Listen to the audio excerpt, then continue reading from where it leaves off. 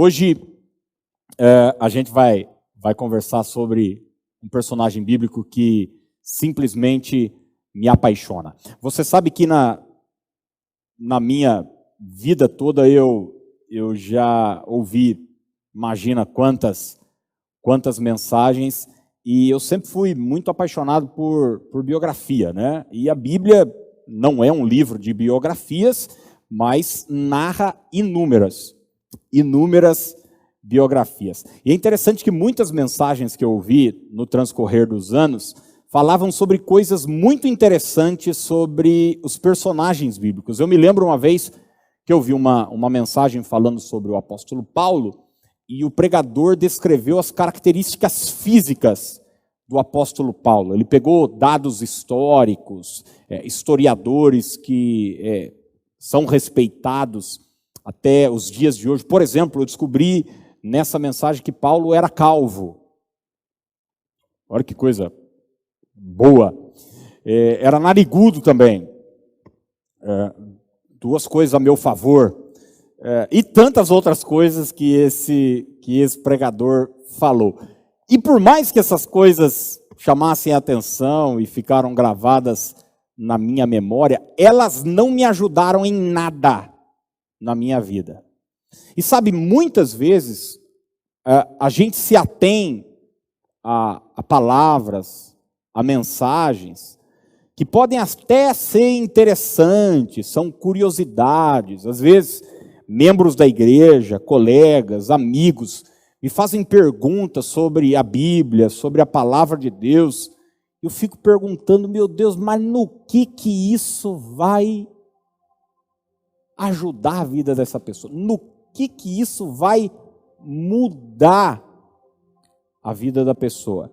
Mas enfim, são curiosidades. Eu estou dizendo isso porque nessas últimas quintas eu tenho olhado para alguns personagens bíblicos, mas não para querer descobrir perfumaria sobre a vida deles, mas sim falar sobre áreas do caráter, da vida, da história, que eu posso olhar e dizer, vou copiar, vou levar isso para a minha vida, para a minha casa, para a minha família, não como informação, não como conhecimento, mas como experiência.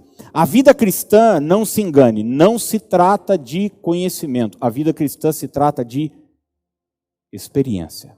É importante conhecer demais, mas conhecimento é só a porta de entrada. Você vai ver Paulo falando em Romanos capítulo 12, que a vontade de Deus, ela deve ser experimentada. Eu gosto de dar o exemplo sempre que conhecimento é como você pegar um livro de receita e ler. Nossa, nhoque recheado de queijo brie, molho, queijo, camarão, já vai dando água na boca, né? Meu Deus, você tem até a boca saliva, você tem uma ideia do que é, mas você só leu a receita. Vida cristã se trata de sentar na mesa e comer o nhoque. E é isso que nós estamos fazendo aqui, desde sempre, procurando levar você a um conhecimento, mas a um conhecimento que você aplica na sua experiência de vida. E hoje nós vamos falar sobre um personagem bíblico extraordinário que é Daniel. Eu tenho usado essa temática como uma pergunta, né? Que Daniel, para a gente se referir a qual deles, que marcas este homem tem na vida. E eu quero já entrar na mensagem direto. E a primeira referência que eu quero deixar para Daniel é que Daniel era aquele jovem consagrado. Aquele jovem consagrado. Não dá para falar de Daniel sem falar de consagração.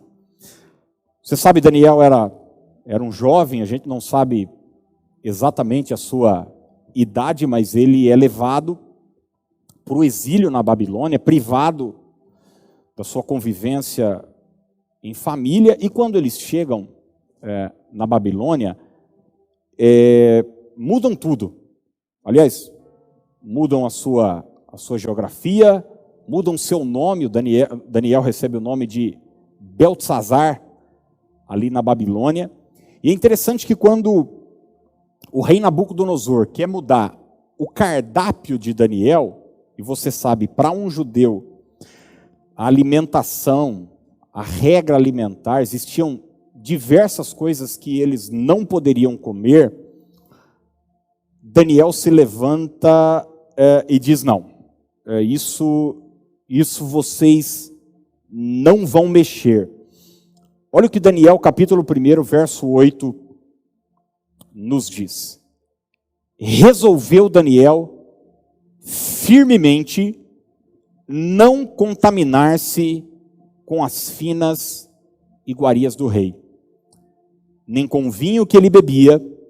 Então pediu ao chefe dos eunucos que lhe permitisse não contaminar-se. A gente sabe que, aplicando isso à nossa vida hoje, não se trata de comida, não se trata de uma dieta. O apóstolo Paulo vai dizer, lá no Novo Testamento, que o reino de Deus não é comida nem bebida, mas alegria, paz e justiça no Espírito. Mas aqui, no caso, esse tipo de alimentação, esse tipo de banquete, feriria a consagração de Daniel. E mesmo Daniel, estando num lugar diferente, longe do seu ambiente espiritual, longe mesmo da sua nação, ele toma uma decisão. Ele toma uma resolução firme. E ele diz: eu não me contaminarei. Sabe, gente, ainda hoje, no século 21, séculos e séculos depois dessa passagem, é necessário nós continuarmos dizendo que santidade não é uma alternativa, santidade é uma ordem. Eu vou repetir para você guardar isso. Num mundo de tanto relativismo como nós vivemos hoje, eu quero que você entenda isso, por favor. Santidade, consagração, não é uma alternativa, não é uma opção. Santidade, ainda hoje, continua sendo uma ordem, um mandamento. Você vai ver esse chamado à santidade desde o Antigo Testamento até no Novo Testamento. Por exemplo, Levítico capítulo 20, verso 7 diz: portanto, santificai-vos e sede santos, pois eu, o Senhor vosso Deus, sou santo.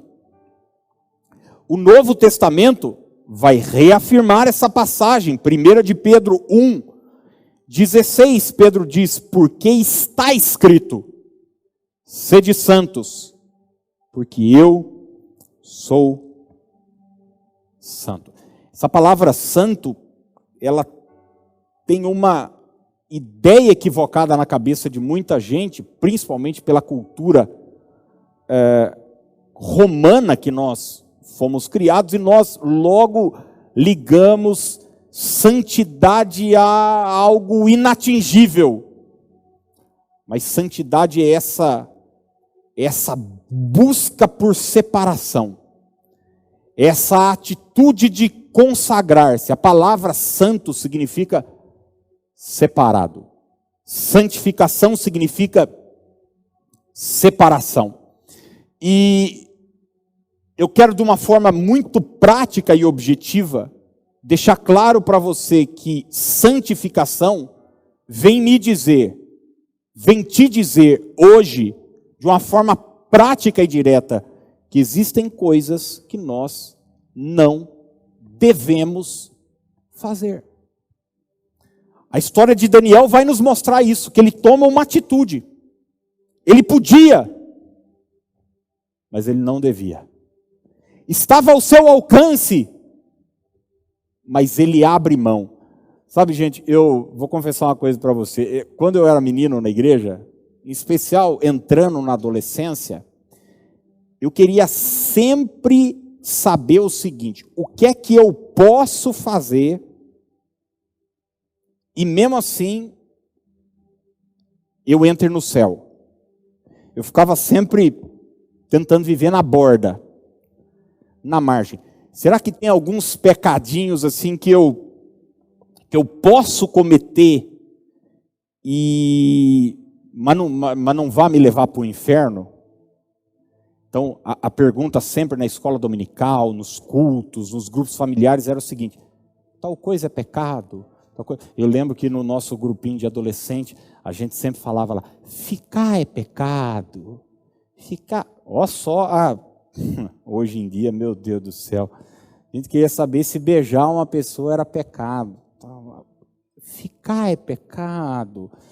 Aí tinha os pastores lá, os pastores de jovens, falavam, quem ficar, quando Jesus voltar, vai ficar. Mas falava, meu Deus do céu, misericórdia, eu vou para o inferno. Então a gente não ficava, porque senão ia ficar quando a trombeta tocasse.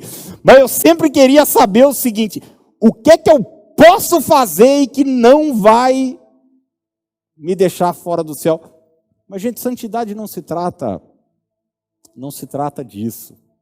Não se trata disso. Se trata desse entendimento que existem coisas que, inclusive, eu posso fazer, mas por amor ao meu Deus, por obediência à palavra do meu Deus, eu abro mão. Paulo, escrevendo aos Coríntios, no capítulo 10, verso 23, ele diz, tudo é permitido.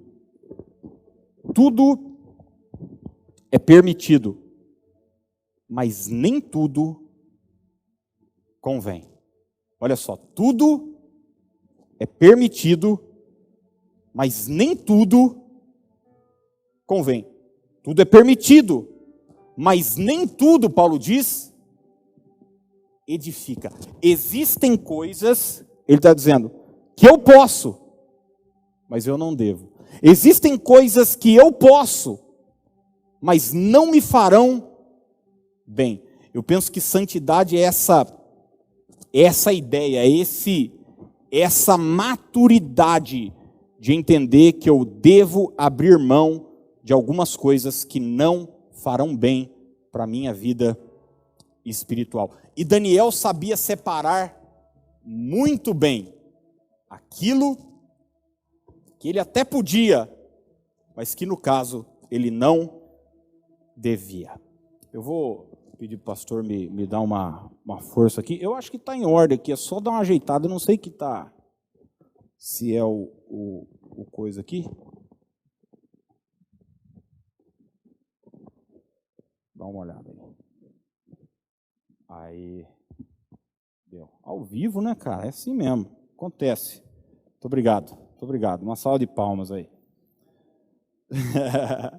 Então Daniel sabia, gente, que algumas coisas ele até poderia fazer, até estavam ao seu alcance de fazer, mas que por uma atitude de consagração, ele abriu mão. E eu quero dizer para você que é jovem, em especial adolescente, você que tem seu grupo de amigos, olha, existem coisas que seus amigos fazem, existem coisas que são até normais hoje em dia, existem coisas que te farão até popular no meio do seu grupo, mas que mesmo assim, você não deve fazer. Ambientes que você não deve frequentar. Você até poderia, mas por atitude de consagração, você não vai. Por amor a Deus, por santificação. Você que é profissional liberal, você que é vendedor, já vi tanta gente dizendo, pastor, mas a minha profissão o mercado onde eu trabalho, o meu nicho, se eu não mentir, se eu não fizer isso, a coisa, eu não vendo, eu não faço, se eu não prometer, me desculpe se eu estou te desapontando hoje, mas a Bíblia não relativiza o pecado. Aquilo que era pecado há 2.000, há 3.000 anos, continua sendo pecado hoje. Daniel manteve sua postura de consagração. Ele optou por consagrar a sua vida. Tem um texto em Tiago duro, pesado, mas que pode nos alertar hoje, e eu quero deixar esse alerta para você. Tiago 4,4 diz: adúlteros, vocês não sabem que a amizade com o mundo é inimizade com Deus? Que muitas vezes, gente, eu vejo que pessoas vão para ambientes que não deveriam, têm atitude que não deveria para agradar a maioria, para manter o status quo, sabe? Para ficar de bem com a galera. Mas Tiago diz: vocês não sabiam disso? Que a amizade com o mundo é inimizade com Deus. Quem quer ser amigo do mundo, faz-se inimigo de Deus. E muitas vezes na vida a gente precisa tomar essa decisão. Jesus disse que o mundo jaz do maligno, que o príncipe desse mundo é Satanás. E escolher o mundo, escolher os valores do mundo, escolher os pratos do mundo, escolher as refeições que o mundo oferece, é virar as costas para Deus. Deus nunca vai virar as costas para você, mas você pode virar as costas para Deus. Deus nunca vai virar as costas para mim, mas eu, quando escolho o mundo, eu estou virando as costas para Deus. Não dá, definitivamente, ponha isso na sua cabeça, não dá para viver com um pé em cada canoa. Não dá. Faraó tentou negociar isso o tempo todo com Moisés. Não, sirvam a Deus aqui mesmo no Egito. Egito representa o mundo. Faraó é uma figura, um tipo de Satanás no Antigo Testamento. Não. Daí Moisés diz: não, nós vamos sair daqui. Deus mandou a gente sair daqui para servi-lo.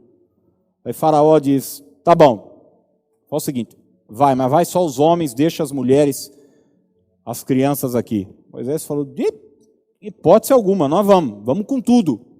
Faraó falou: tá bom, vai. Olha como o diabo é. Ele vai querendo negociar a sua santidade. Aí finalmente o diabo diz o seguinte: então vai, Faraó, vai, mas os bois ficam, os rebanhos ficam, representando a vida financeira, econômica e tal. Moisés chegou e bateu o martelo. Foi a última vez que ele viu o Faraó na vida dele. Ele disse para Faraó o seguinte: nem uma unha ficará no Egito. Nenhuma unha, nada. Nós vamos servir a Deus e vamos servir para valer. Atitude de consagração. Você vai ver em Hebreus 11, falando sobre Moisés, diz que Moisés abandonou o Egito. Não dá para você estar na igreja, frequentar os cultos e amar o mundo. Se você ama o mundo, se você ama as coisas do mundo, você se torna inimigo de Deus. Tem que ter uma opção. Eu vou estar de bem com quem? Como diz aquela música que a gente canta sempre: eu escolho Deus. Eu escolho ser amigo de Deus. Daniel tomou essa opção. E é bom lembrar, gente, que Daniel não era um senhor de idade, não, que estava para morrer. Daniel era um jovem. Era um jovem que tomou essa decisão. Segundo lugar, Daniel é aquele que andava com gente de Deus. Certamente isso influenciava a sua atitude de consagração e santificação. Daniel é aquele que andava com gente de Deus. Guarde que eu vou te dizer, nada influenciará mais o seu destino do que os seus relacionamentos. Nada influenciará mais o seu destino do que os seus relacionamentos. Pensa, nós somos hoje, gente, hoje nós somos a somatória das pessoas que passaram pela nossa vida. Nossos pais, professores, vizinhos, amigos, colegas de trabalho, patrão. Cada pessoa que passou pela nossa vida foi deixando um pouco dela. E, infelizmente, às vezes, coisas ruins, traços de personalidade ruim. E o pulo do gato está aqui.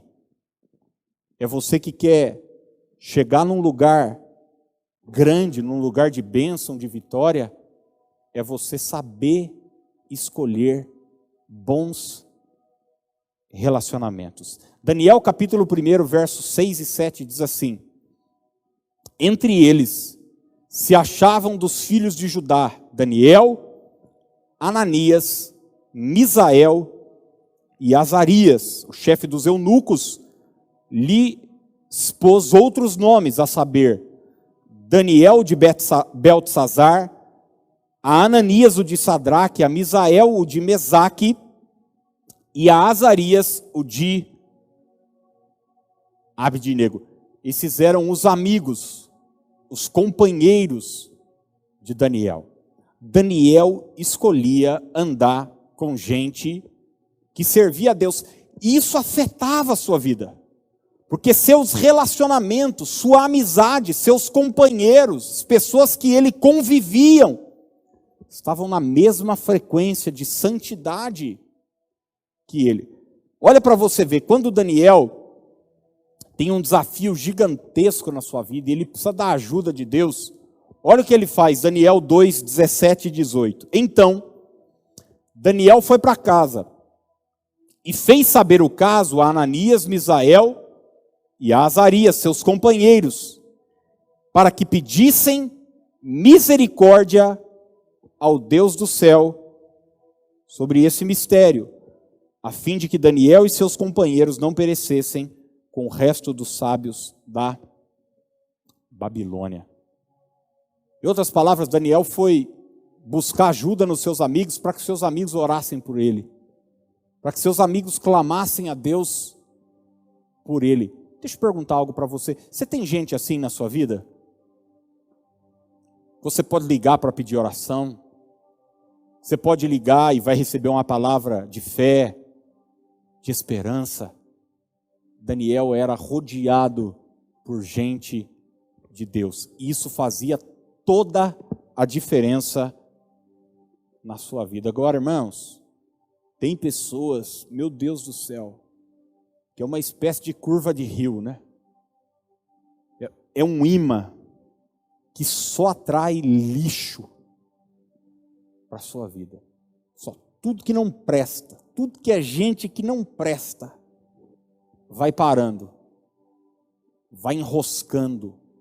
Consequentemente, a sua vida vai ficando imunda, suja, negativa, para baixo, contaminada. Eu digo sempre aqui para os irmãos da comunidade, gente, nós não passamos saúde para os outros, mas a gente passa doença. Você já reparou uma coisa dessa, não?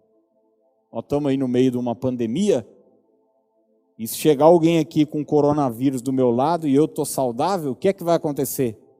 A pessoa vai ficar saudável ou eu vou ficar doente? Então é mais fácil passar coisa ruim do que coisa boa. É por isso que a gente deve ser seletivo. Eu tenho batido muito nessa tecla. Se eu pudesse dizer uma coisa para os meus filhos o tempo inteiro, quando eles saírem de casa, forem estudar, forem fora, eu acredito que eu vou dizer, por favor, não ande com tranqueira, ande com gente boa, ande com gente de Deus. Vai para a faculdade, procure gente boa, procure gente de Deus para você andar. Sabe, eu sei, e eu já ouvi muito isso, esse pastor, a gente não é sal da terra, mas pastor, a gente não é luz do mundo. Olha só, a gente é sal da terra e é luz do mundo, mas infelizmente todas as vezes que eu ouvi esse argumento, não era de gente que estava querendo evangelizar, era de gente que estava querendo ir para o mundo. Infelizmente. E o tempo mostrou isso. E o tempo constatou isso. Em nome de Jesus. Saiba, Jesus amava todas as pessoas, pregava para todas as pessoas, mas não convivia com todas as pessoas. Aliás, você vai ver que algumas pessoas querem segui-lo. Ele diz, não, fica aí, fica no meio dos seus parentes, fica aí na sua casa. Você precisa saber. 1 Coríntios 15, 33 diz, não se deixem enganar. As más companhias corrompem os bons costumes. As más companhias corrompem os bons costumes. Uma das coisas que eu mais tenho visto assim é o tempo inteiro. É alguém que era uma bênção, era joia, de repente você vê a pessoa se transformou. Você vai ver que no meio dessa transformação teve um relacionamento. Teve um amigo, teve um namorado, às vezes é uma namorada, às vezes é um professor, às vezes é até alguém de dentro da igreja, infelizmente, porque as más companhias corrompem os bons costumes. Tem um ditado, não é bíblico não, viu? Não é um versículo bíblico não, mas Deus concorda com isso. Antes só do que mal acompanhado. É melhor você estar sozinho do que andar com tranqueira, do que andar com quem não presta. Eu sei que hoje pode parecer até, chato, né? Falar isso, porque a gente, eu não sei, às vezes eu tenho a impressão que a gente vive num mundo onde todo mundo é bom, todo mundo é maravilhoso. A gente tem visões de mundo, inclusive. Eu já vi de pessoas assim, você vê o cara estuprador, pedófilo, assassino, traficante, contrabandista. A pessoa diz, não, mas é porque ele assim era pobre, era não sei o quê, não teve oportunidade. Não, é porque não presta mesmo. Porque tem gente que não presta, com dinheiro, sem dinheiro, em qualquer lugar, em qualquer ambiente, em qualquer família. Às vezes o pai era bom, às vezes a mãe era boa. A Bíblia fala que existe um homem que é o homem mau. E Paulo vai dizer no Novo Testamento que de algumas pessoas nós não devemos nem sentar para comer junto. Ele vai dizer, nem cumprimenta direito. Eu não estou falando que você não tem que ser educado, viu? Eu estou dizendo que precisa haver um limite nos nossos relacionamentos. Daniel andava com gente de Deus. O Salmo 1, verso 1 diz, bem-aventurado o homem que não anda no conselho dos ímpios, não se detém no caminho dos pecadores, nem se assenta na roda dos escarnecedores. A palavra bem-aventurado significa mais do que feliz. Esse salmo está falando do homem próspero, do homem bem-sucedido. Se você continuar lendo o salmo, você vai ver que esse homem, tudo que ele faz, prospera. Tudo que ele faz, dá certo. E começa quando ele é seletivo nos seus relacionamentos. Ele não anda no conselho, ele não cai na ideia de qualquer um. Tem gente que qualquer coisa que os outros falam, ele já se confunde, se perturba. Ai, mas fulano falou isso. O cara, bem-aventurado que não anda no conselho do ímpio. Não se detém no caminho do pecador, nem se assenta na roda dos escarnecedores. Terceiro lugar, Daniel era aquele que orava 3 vezes ao dia. Daniel era aquele que orava 3 vezes ao dia. Daniel 6,10 diz: Daniel, pois, quando soube que a escritura estava assinada, entrou em sua casa. Só um parênteses aqui, houve um decreto de que ninguém poderia orar para algum deus que não fosse babilônico e tal. Ninguém. Esse decreto.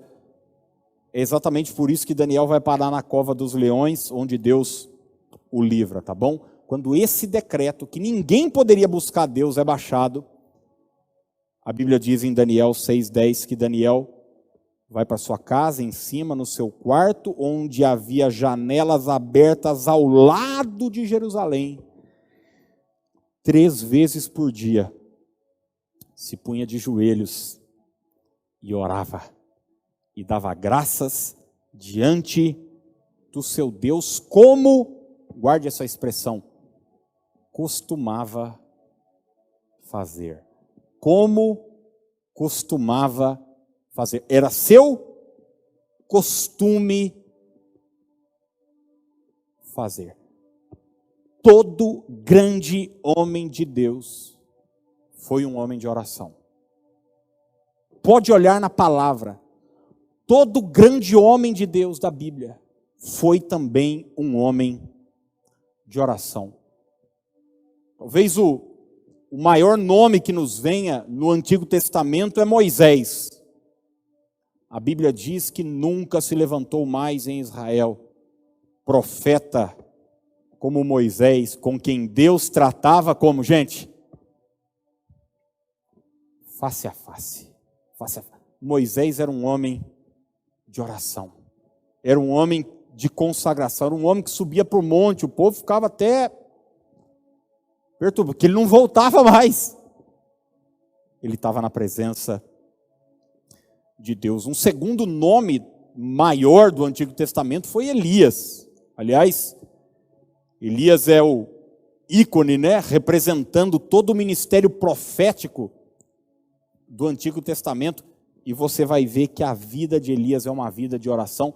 Eu citei até domingo, na mensagem de manhã sobre isso. Depois você pode dar uma olhada sobre modelos para a vida cristã, baseado na epístola de Tiago. E Tiago pinça o nome de Elias como um modelo de vida de oração. Ora, para de chover. Ora, volta a chover. Ora, desce fogo do céu. Chega para o rei e diz, eu estou dando essa palavra para você, em nome do Senhor, perante cuja face eu estou. Ora, multiplica farinha e azeite. Ora, o filho da viúva ressuscita. Ora, chove. Elias é um homem de oração. Davi, o homem segundo o coração de Deus. Todo o livro de Salmo é um livro de canções, mas são orações cantadas. Davi vivia na presença de Deus. Ia para uma batalha, mesmo sendo um homem intrépido, valente, gostava de uma guerra, estrategista, antes de ir para a batalha, ele ia lá e buscava a Deus, dizendo, Senhor, vou ou não vou? Se vou por onde? Qual a estratégia? Me fala, devo ir atrás dos inimigos? Davi era um homem de oração. Citei Neemias esses dias aqui, um grande líder. Meu Deus, o livro de Neemias é um livro assim de alto padrão para qualquer pessoa que quer mexer com liderança. Era um homem de oração. Paulo, toda a epístola de Paulo, você vai ver que ele começa dizendo, olha, eu tenho orado por vocês. Eu tenho falado. Aliás, é de Paulo que sai a seguinte expressão em 1 Tessalonicenses 5,17. Orai sem cessar. Ora em todo o tempo. Faça da oração seu estilo de vida. Jesus era um homem de oração. Jesus, a Bíblia vai mostrar que ele passava madrugadas em oração na presença de Deus. E com Daniel não era diferente. E foi privado de muitas coisas da sua vida. Foi privado da sua família. Mexeram até no nome dele. Imagina você, de uma hora para outra, chegam para você e dizem, você não chama mais José, a partir de agora seu nome é João. Mas peraí, como assim? Nome é uma coisa que nos identifica. Daí chegaram para ele e falaram, você não chama mais Daniel, você chama Beltesazar. E ainda pioraram o nome dele, né? Daniel é um nome bonito. Vai chamar Beltesazar. E os outros, então? Vai mudar para Sadraque, Mesaque e Abidnego. Não, daí eu rodava a baiana. Mas peraí, não. Não, Daniel não ligou. Pode mexer no meu nome. Mas quando chegaram e falaram para ele, você não vai poder orar. Ele falou, não. Vocês me tiraram da minha nação.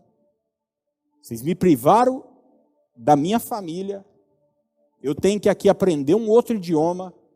Eu tenho que provavelmente me vestir diferente. Eu tenho outros hábitos, outros costumes. Mas ninguém vai me impedir de orar, não. 3 vezes por dia, ele se ajoelha na presença de Deus, dando graças. Jesus não tratava a oração como uma alternativa. Jesus tratava a oração como um dever de todo cristão. Dever. Olha o que Lucas 18:1, parábola do juiz iníquo.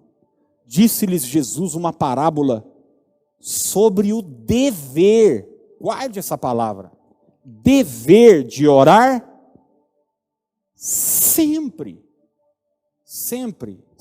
Ô, gente, sabe o que, e nunca esmorecer, sabe o que atrapalha muita gente com essa questão de oração, eu penso? Porque muita gente, às vezes fica nessa crise, e tal, não consigo desenvolver uma vida de oração, porque as pessoas acham que oração é um ritual.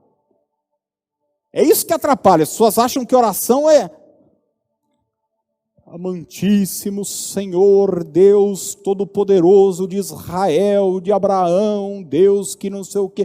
E daí a pessoa ela quer ficar escolhendo palavras bonitas, escolhendo gestos bonitos, quando na verdade a oração é a verdade do seu coração derramada na presença de Deus. Isso é oração. E quando você faz isso, você está orando. Você está orando. Eu termino perguntando para você, uma pergunta indiscreta, mas vou fazer mesmo assim. Como é que está a sua vida de oração? Sei que você tem tempo para ganhar dinheiro, que legal. Continue trabalhando bastante. Você tem tempo de se exercitar, você tem tempo de estudar, se divertir. Mas eu pergunto para você, Deus tem espaço na sua agenda? Deus tem espaço no seu dia? Talvez você tenha disposição para trabalhar 12, 16 horas por dia. Para levantar cedo, estudar e tal. Pô, bacana. Ir para academia, ir andar. Eu tenho um querido membro aqui da nossa comunidade, todo dia, antes das 5 ele está na Exalc. Todo dia, anos já, anos, todo dia, antes das 5. Ele me disse uma vez que tem um senhorzinho de uns quase 80 anos, que todo dia está lá também. O senhor chega antes dele. Tem uma ladeira lá, aquela ladeira que vai para o restaurante da Exalc, diz que quando ele está indo, o tiozinho está voltando, já sempre. E diz que um dia ele chegou na Exalc antes das 4h30. Para mim, esse povo é doido. Eu amo ele, mas para mim é doido. Quem vai andar 4h30 da manhã, pirou. Ai. Daí ele disse que quando ele foi, ele falou, hoje eu chego antes do velho. Quando ele chegou, o velho já estava lá. Acho que esse velho, 2 da manhã, já está andando. Pô, legal. Mas Deus tem espaço na sua agenda? Tiago 5,16 diz que a oração de um justo é poderosa e eficaz.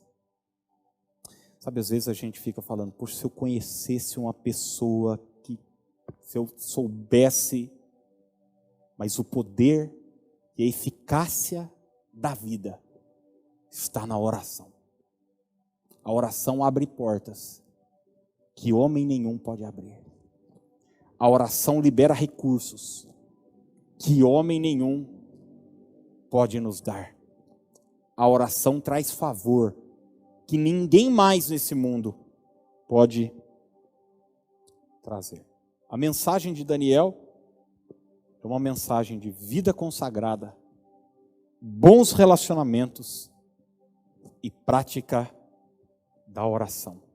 Vida consagrada, bons relacionamentos e prática da oração. Essas mensagens que eu estou pregando aqui não é para a gente pegar Daniel, José, Paulo e acender uma vela para eles, não.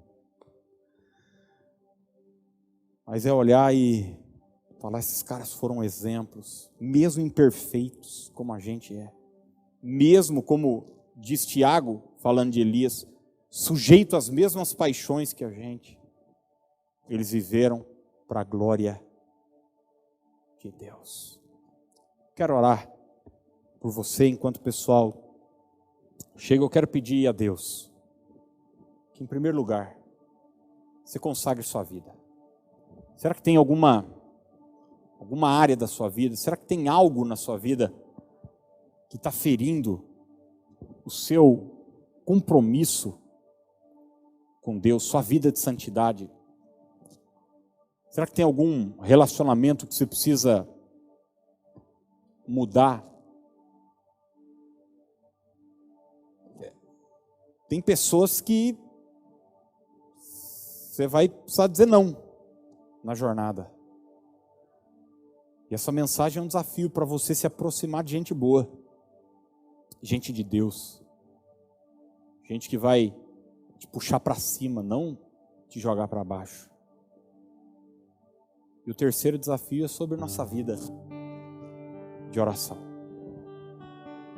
Antes da gente orar, eu quero que você tome uma decisão agora, porque essa mensagem só vai ter efeito.